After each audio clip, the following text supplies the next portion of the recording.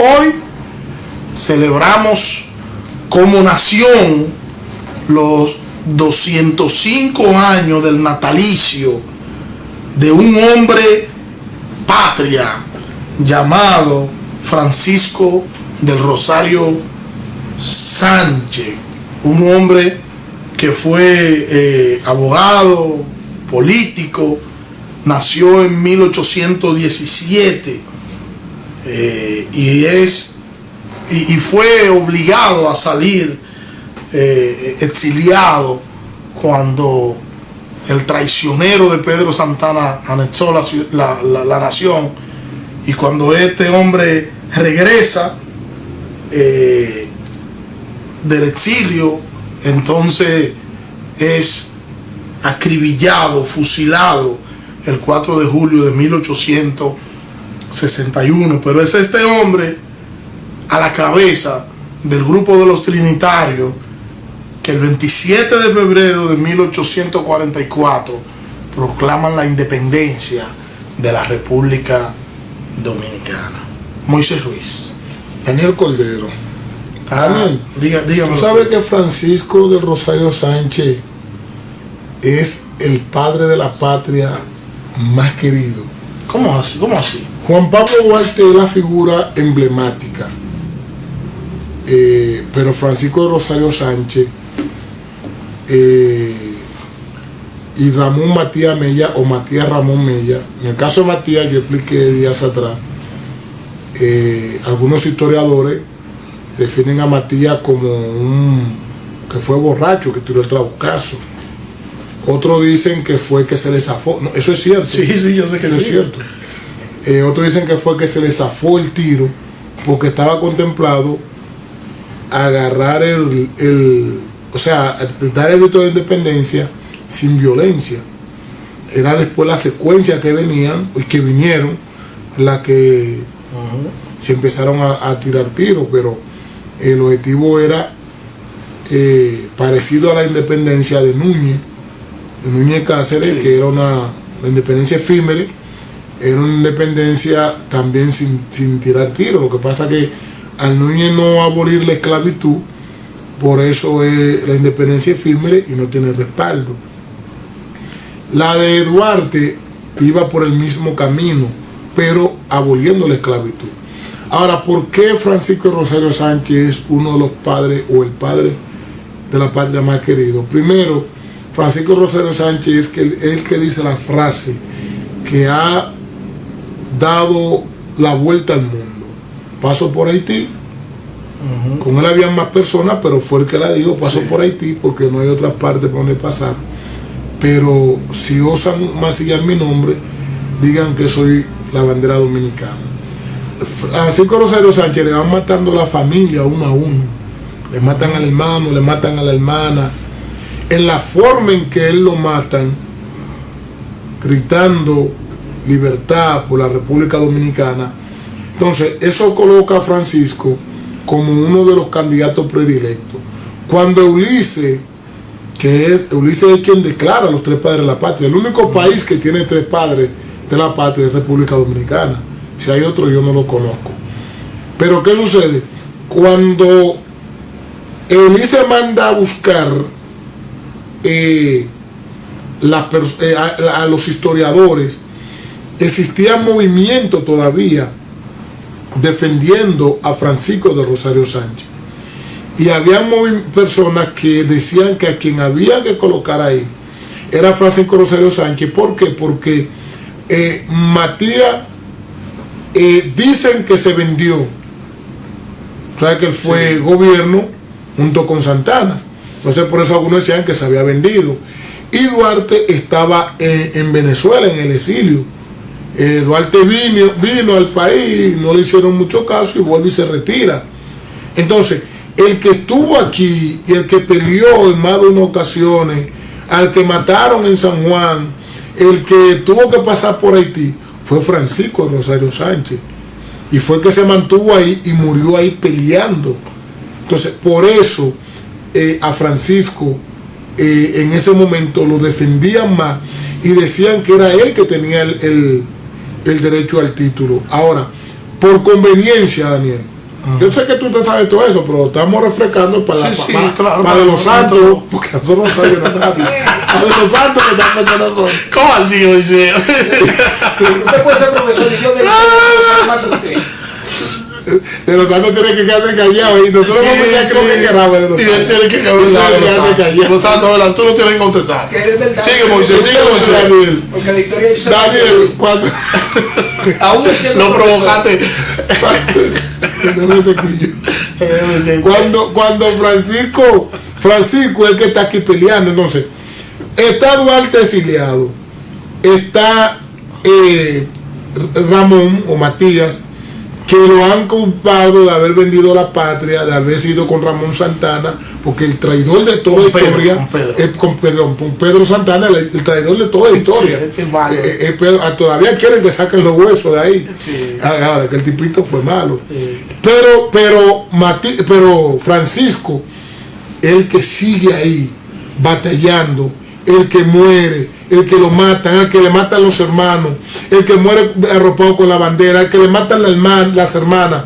Entonces, eso coloca a Francisco Rosario Sánchez como el favorito. Pero Ulises, al ver esa fuerza que defendían a Francisco y decían que era Francisco, entonces había unos familiares de Matías, de Ramón, que defendían a Ramón. Entonces, cuando él vio, por conveniencia, que ahí fue que me interrumpió este hombre, dicen, bueno, vamos a poner como primer padre de la patria a Duarte. ¿Por qué? Porque Duarte fue el ideólogo, Fue el motor. pero no tiró piedra, no tiró un tiro, él roba, pero no roba motor. Entonces, Duarte es el que hace. Mira, todo lo que tú estás diciendo, Moisés, yo estoy de acuerdo con todo lo que tú estás diciendo, eso es historia. Pero me llega la idea, Moisés, de hacer eso contemporáneo. Vamos a hacer eso que tú estás diciendo contemporáneo, porque tú dijiste una frase que a mí se me quedó. Tú dijiste, una de las frases más emblemáticas hoy por hoy, y citaste la frase de Francisco. Hay otras frases, muchas de ellas, pero esa es la más sobresaliente. Pero así hay muchas frases que podemos nosotros citar hoy, que serán citadas dentro de 200 años. Eso es cierto. Muchas frases. Mi cámara, por favor. Yo no estoy pidiendo, estoy diciendo una frase. Que va a ser citada mi cámara, por favor. No, pero entre todo. Sí, esa pasa la historia. Esa pasa la historia. Año tras año, esa va. Ahora hay una también buena que yo recuerdo, que fue de Balaguer. Él lo que hizo con eso fue hacerse pupú fuera del cajón. Sí, eso es. Son frases que van a perdurar con el tiempo. En estos días lo cité, hablando con alguien, dijo, como dijo Balaguer, ese se hizo de aquello fuera del cajón. Hablando con alguien, yo cité esa frase. Una frase un poco... Pero complicado, y así hay frases. Una frase oye, ¿de quién? De Hipólito Mejía. Ay, mi madre. Yo cité a Hipólito en el ¿Cuál?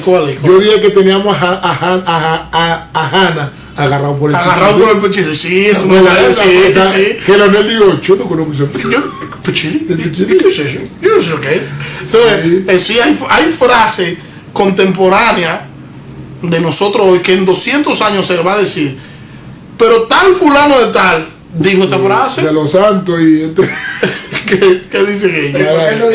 ¿Por qué no dice de Balaguer que metió los dos pies en el mismo solo zapato? Ellos van a decir la frase de nosotros porque eso es lo que no se escucha. No, señora, a eso no se escucha gente. No, mira, y la que está diciendo de los santos ahí detrás, de que él lo que hizo con eso fue meter los dos pies en un solo zapato. No fue a Leonel que le dijeron eso. ¿A quién fue que dijeron eso? ¿A Peña Gómez? No, a este hombre que era vicepresidente de Balaguer, funcionario de Balaguer, no, y después Peñado. Se fue con Peña, que fue a este hombre, sí. Sí, que él fue que dijo que él iba a hablar, y Balaguer le dijo, si toca esa tecla, ¿qué se ha hecho esa? Si toca esa tecla, ¿qué pasó con él? Está vivo. Si toca esa tecla, esa es otra frase, si toca esa tecla te hunde. Sí. Yo creo que el rey de la frase era Balaguer. No, porque tú sabes que Balaguer sacaba. No, pero mira, Duarte y Francisco Rosario Sánchez tienen muchas frases. No, yo no te estoy discutiendo eso. Te estoy diciendo esa la conocemos, hay muchas ahí. Ahora, otras frases Y Peña Gómez, ¿no tenía frase? Claro. Peña Gómez decía, así me toca. ¿Cómo que sí me toma? La dominicana ahora fuego. Hay otras frases más de Peña. Sí, Peña fue que dijo, para la calle cuando Pero esa no. cuando en la guerra del 65, que estaba, por cierto, en un canal de radio, en un radio, y él fue que dio el grito que salieran a la calle a pelear. Para la calle, carajo, algo así. Pero eran frases emblemáticas. Pero es que eran de pleito. Eran de pleito nada más, era pero fue Peña que mandó. Mire, yo tenía la Peña porque lo veo ahí. Fue que Peña que mandó, porque Peña estaba con eso dirigiendo Tribuna Democracia. Tribuna Democrática. Democrática. Entonces él mandó para la calle porque los gringos ya estaban. Frases que se van a quedar con el tiempo también, guau, guau, guau. Guau, guau, guau. No, porque guau, guau, guau no es una frase, más bien es como un título social. Exactamente, para identificar la clase social que tú eres. Bajé con trenza. Yo no había escuchado esa. Esa es una frase de allá abajo. Bajé con trenza. Esa es para decir, con los tigres dicen eso, los muchachos de los barrios, para decir que bajaron con todos los poderes. Que tienen todo. Esa yo no me la sé. Sí, son frases que. Es una frase, esa yo no me la sé. Esa. ¿De quién es esa? ¿De Daniel o de.? No, esa es mía. ¿O del gurú? Esa es mía. Esa yo no me la sé. No, yo tampoco me la sé. Y la que dice, cuidado hermano, ese de Gerson. Ese de. Sí, ese de Gerson, que descanse en paz, que la pasaba. Esta mañana estaba yo pensando en Gerson. No, Gerson está complicado, pero Gerson se va a integrar ya el mes que viene, si Dios quiere. Bueno. Si Dios quiere, se integra. Bueno, eso es. ¿Y Juanbo no tenía eso es. Sí, Juanbo tenía frases. Juan Bosch. Sí, Juanbo tenía muchas frases épicas. Yo no me acuerdo de ninguna, pero él tenía. Yo sé que él tenía muchos libros, pero frases no. Sí, él tenía frases. De hecho, el guirero no es músico. Esa es una de las frases de él. El guirero no es músico. Sí, él decía que el guirero esa era una de las tutor que se ha quedado, que todavía muchos intelectuales hoy la repiten. No, hay muchos músicos. Yo no soy músico, pero yo anteriormente me codeaba entre los músicos. Yo la percusión, todavía hoy toco un poquito de percusión, y el piano yo le daba un chin. Y cuando yo escuchaba un guirero, yo decía, no, porque tú no eres músico, los guireros no es músico, tú cuéntale a Juan Bosch. Sí, a la gente así. Pero Juan Bosch yo creo que tuvo muchas frases, yo no me acuerdo. Yo sé que tiene muchos libros. No, sí, Juan Bosch fue un escritor prolífero. A mí me encantan los cuentos escritos en el exilio, más cuentos escritos en el exilio. A él le dio una cuestión de escrito en el exilio, pero él era muy bueno. Tú sabes que una vez él en el exilio, en su primer exilio, no hay una frase que dicen, cónase que vienen los gringos. Cuando lo invadieron. Pero oye, Juan Bosch en el exilio va a una librería y pide, y le dice al dependiente, yo quiero que tú me des el mejor libro de cuentos que tú tengas aquí. Y o sea, tú sabes que Juan Bosch era un tipo complicadísimo era Juan Bosch. Y el dependiente le pasa un cuento de Juan Bosch. Y él cogió el libro, lo miró y le dijo, ¿ese es el mejor que tú tienes aquí? Sí, bueno, lo pagó y se lo llevó. Tipo... Ya terminó ahí. No, te estoy hablando para decirte que lo complicado que era. Que humilde era. Yo creo que más que humilde era que el tipo era complicado. Porque nada, él podía decir, no, búscame otro, no sé, búscame el segundo. Eso es lo que él tenía que decir, búscame otro. Pero Juan Bosch era así, Juan Bosch era sumamente complicado. A mí me cuentan una vez de Juan Bosch que estaba en un banco y como era el profesor Juan Bosch, el gerente del banco se puso de pie y fue y le dijo que se pusiera adelante en la fila y Juan Bosch le dio un boche. ¿Y cómo que me pongo en la fila? Y toda esa gente que están ahí, ¿cómo yo me lo voy a poner adelante? Y le dio un boche. Yo vi en estos días un cheque que le mandaron a Juan Bosch por un acto que él estuvo y él devolvió el cheque igualito. Era por 35 pesos, pero él devolvió el cheque. Sí. O sea, Juan Bosch era un tipo complicado. Yo creo que por eso no hay tanta frase de él, sino que él lo llevaba a Dios. Pero en los libros de Juan Bosch hay frases emblemáticas que la gente la usa. Por ejemplo, los hijos de Machepa, eso de Juan Bosch. Yo uso mucho eso. Los hijos de Machepa. Yo uso mucho los hijos de Machepa, pero honestamente no te lo niego. No sé de quién no, eso es de Juan Bosch. Hay otros que vienen ahí que me parece que del mismo libro, porque todo eso viene ahí.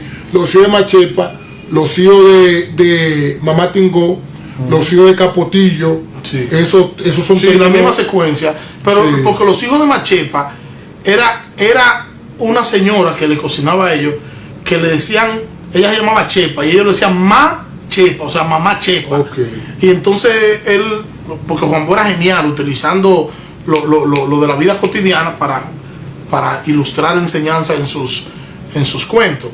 Y él lo llevó eso a la literatura, y eso se quedó, los hijos de Machepa. Tú eres dominicano, esto es una frase emblemática esa. Eso es como Mamá Tingó. Mucha gente no sabe quién es Mamá Tingó, que por cierto hicieron una parada en honor a Mamá Tingó, ahí en Villamella. Sí, sí, hay gente, porque ese es el problema de nosotros los dominicanos, que no conocemos nuestra historia. No conocemos nuestra historia. La historia es bonita, pero mira por qué mucha gente no estudia historia. Yo hablaba con alguien estos días y decía, no, porque yo hablaba de la historia y me decía, no, porque la historia es la carrera de los vagos. Y dije, ¿cómo que la historia es la carrera de los vagos? Y yo, pues tú sabes lo bueno que es ser un historiador. Pero hay gente que hace que tienen a los historiadores como vagos. Sí. Y no, porque solamente nada más se dedican a leer, porque es que cada quien es lo que hace. Claro. El abogado mayormente su carrera se basa en lectura. Y el historiador, de la gente que escribe, el historiador es que más cargas tiene, más peso tiene, porque es que tiene que recoger datos y fechas, que si se equivoca en una fecha hay un problema. Yo una vez hablé con una maestra que ella decía, me encantó esa maestra de historia, eso fue allí en la universidad, en la UAS. Esa maestra decía, el historiador tiene que aprender historia, pero tiene que hacer historia para ser un verdadero historiador. No solamente aprender la historia, sino hacer historia y dejar registro para ser un verdadero historiador. ¿Tú crees que Euclides Gutiérrez fue un buen historiador? Yo creo que Uchi Lora es mejor. No te rías, porque él es periodista, pero Uchi Lora es bueno. Pero es que Euclides tiene como 200 libros de historia. Bueno. Y casi todo del trujillismo, pero lo tiene ahí. Ese es el problema, que mira, dice el mismo proverbio, que no sé si será de Wambú o tuya esta frase. Todos los huevos no se ponen en una misma canasta. Euclides como que se ha ido por el lado de la historia de Trujillo. Sí. Entonces, porque como él vivió eso y estuvo de cerca. Al que no se ha interesado mucho en la historia de Trujillo, o el que más o menos repite, porque la historia de Trujillo, muchos de nosotros, lo que conocemos la historia de Trujillo es por repetición. Porque, por ejemplo, mi papá vivió la vida de Trujillo. Sí. Y yo te puedo hablar muchas cosas de historia de Trujillo, pero yo te voy a hablar muchas de las cosas, no es ni porque lo he leído, es porque muchas las sé porque mi papá la hablaba, y las partes, las tópicas, porque ya se daban en la clase el 30 de mayo, que lo mataron, quienes lo mataron, pero ya cuando tú te vas a historia, mucha gente, muchos dominicanos, al ser algo que pasó ayer, porque la historia de Trujillo es una historia de ayer, Daniel. Tanto así que aquí hay una prohibición. Yo no puedo hablar, aquí nosotros no podemos hablar en bien de Trujillo. Hay, no sé si una ley, un decreto o qué, creo que una ley. Y aparece gente que hable bien de Trujillo. Eso te iba a decir, Trujillo tiene sus altas. En esto yo leí algo que le iba a mandar al grupo del canal, de nosotros, del grupo de nosotros, de comunicadores, porque decía, diferencia entre Trujillo y los últimos presidentes del país. Y decía, todas las cosas buenas de Trujillo, por ejemplo, le decía, el peso dominicano valía más en el tiempo de Trujillo que ahora. Sí. O sea, en cuanto al valor cuantitativo. Sí, sí. La educación, las empresas propias que tenía Trujillo. Pero ¿cuántas empresas? Pero mira como tú dijiste, y lo dijiste correcto, las empresas propias que tenía Trujillo, porque eran de él. Eran de él, o sea, eran de él porque era el dictador, pero era el tiempo, pero realmente. Sí, pero era él era el dueño y señor Daniel, de la finca. Daniel, la fábrica de aguja, sí, la fábrica de vidrio, eso no fue, Trujillo murió o lo mataron, pero eso quedó ahí. Lo ajusticiaron. Sí, quedó ahí. Hay muchas cosas que quedaron ahí, pero que eran del patrimonio de él, porque él era dueño. Esto era Ciudad Trujillo. Sí, pero era del país. Pero era de él, lo cuidaba así, porque eso era su propiedad. Si Balaguer, Leonel, Hipólito, Danilo Medina y Luis Abinader, esas empresas que dejó Trujillo ahí, la hubiesen valorizado y la hubiesen puesto a Jorge Blanco también, y Antonio Guzmán, el mismo Juan Bosch, Magluta. Jacobo Magluta, que Jacobo Magluta que duró fueron 45 días. Sí, pero para que lo mencionen pero todos. si es, bueno, pero que también Juan Bosch duró también como Juan Bosch duró también 2-3 meses. Pero si esos presidentes, Daniel, hubiesen valorizado esas empresas y las ponen a producir, esas empresas estuvieran aquí. Sí. Pero lamentablemente, ¿qué han venido haciendo mucho con Leonel a la cabeza? Balaguer se comió alguna de esas empresas. Leonel vendió algunas. Y Danilo dejó caer, cerró otras.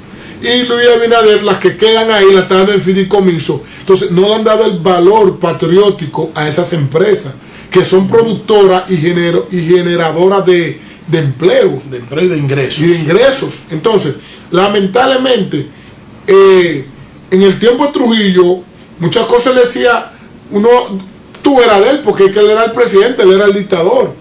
Y eso es lo malo que hay en los gobiernos dictatoriales, que todo les pertenece al dictador. Sí. Pero realmente, vean acá, a propósito, murió Fidel Castro, murió ¿cómo se llama el hermano de él? Arturo era. Raúl no, está vivo, pero entregó. Sí, pero ahora hay otro dictador. Quien está ahí es una de las gente de confianza de ellos, que sigue el mismo sistema. Pero deberían de ya de salir de esa porquería, de eso No, ellos siguen con ese sistema y cosas. Tú sabes que antes de irme a una pausa, Moisés, Si fue el primer tiempo hablando de que la historia es linda, la historia uno se bonita. emociona Tú sabes que pensando, tú sabes uno de los errores literarios de Juan Bosch. ¿Cuál es? Judas Iscariote el calumniado. ¿Tú lo has leído, Judas Iscariote? Yo lo he leído, yo lo tengo. Mira, yo leí a Judas Iscariote el calumniado, Daniel. Yo lo leí y lo Y tengo. hay muchas verdades. No sé, a veces la palabra intrínseca, no sé si bien cabe ahí, pero hay alguna verdad intrínseca, hay algunas verdades ahí que son verdades, que cuando tú lo lees desde un punto tú eres un escritor de novela, Claro. tengo que reconocerte, este programa es tuyo, tengo que reconocerte, tú eres un escritor. Ay, Pero Daniel, cuando tú lees un libro crítico, sí. tú te das cuenta que en el libro de Judas Iscariote, a mí lo que no me gusta es que él quiere presentar a Judas como un calumniado, como él lo dice, como él lo dice. Sí. Pero a excepción de esa parte, Si él le quita el nombre y en vez de poner Judas Iscariote el calumniado, le pone Judas otro nombre, Iscariote, no, Judas o Iscariote. Judas, o le pone otro nombre. Hay muchas verdades. Hay ahí. muchas verdades. Ahora, él quiso tomar un asunto bíblico, Exacto. recrear una historia alrededor de eso y de mentir algunas cosas que dice en la Biblia, que él lo desmiente. Y hay muchas cosas que él no dice, él no la desmiente. Que eres tú, según va leyendo. No, pero que la magia del autor es esa. Llevarte al terreno de él sin decirte que tú te Sin decirte, como ya tú empezaste a leer que Judas Iscariote es un calumniado, cuando tú te metes a fondo, tú todo lo que vas leyendo, tú vas diciendo, es calumnia. Es calumnia. Porque él te lleva a ese terreno. Y hasta lo empieza a ver con pena. Sí, Judas. ay, pobre Pero Judas. realmente cuando tú lo lees desde un punto de vista crítico o analítico, tú empiezas, tú dices, no, pero espérate, pero esto es verdad, pero esto es verdad, pero esto es verdad, pero esto es verdad. Y al final tú dices, ¿por qué dicen que el libro se llama así? Al final tú terminas preguntándote eso, porque hay algunas pinceladas Sí, hay algunas que cosas. te dejan dudoso. Pero el 90% del libro es lo que te está explicando cosas de la Biblia y repitiendo cosas de la Sí, Biblia. pero para mí esa fue una de las metidas de pata de él. Sumándole a eso la vez que lo tomó el balaguerismo y lo... No le sume eso, Daniel. Si es lo que yo creo, no lo sume. Porque él no fue eso lo que él dijo. No, pero eso es lo que estoy diciendo, que el balaguerismo fue que lo manipuló. Sí, pero que yo no estoy diciendo que no lo le dijo. sume. Pero que se le suma, yo no se lo sumo. Ahora, el de a Es que pie, tú estás sumándole eso. sumándole eso porque el de a pie se lo suma, yo no. Sí. O sea, hay gente hoy que todavía Yo no cree que creo él en dijo Dios. eso. Yo no creo en Dios. Y no fue Si eso. ese es el Dios, si ese es el Dios, Exacto. Sí, así es. Porque así Pero es que que fue una dice. manipulación Sí. para con eso, y con eso fue que lo enfrentaron a él. Y la población entera, que no había los medios de ahora, no estaba la comunicación como está hoy, todos los medios que tenemos a nuestra disposición, el gobierno manipuló todo eso y la población creyó lo que creyó. Después, con los años, es que se pudo desmentir algunas cosas sobre eso. Señores, a pesar, Dani, antes de no dar la pausa, sí. que hubo egoísmo de los dueños de los medios, porque los dueños de los medios, si hubiesen estado interesados, pero no querían enfrentar al presidente. Es que no van a enfrentar al presidente porque enfrentar al presidente significa que van a dejar de recibir ingresos y publicidad. Mándenos publicidad. Señores, vámonos a una pausa y regresamos en breve con esta cátedra que estamos dando hoy de opinión evangélica.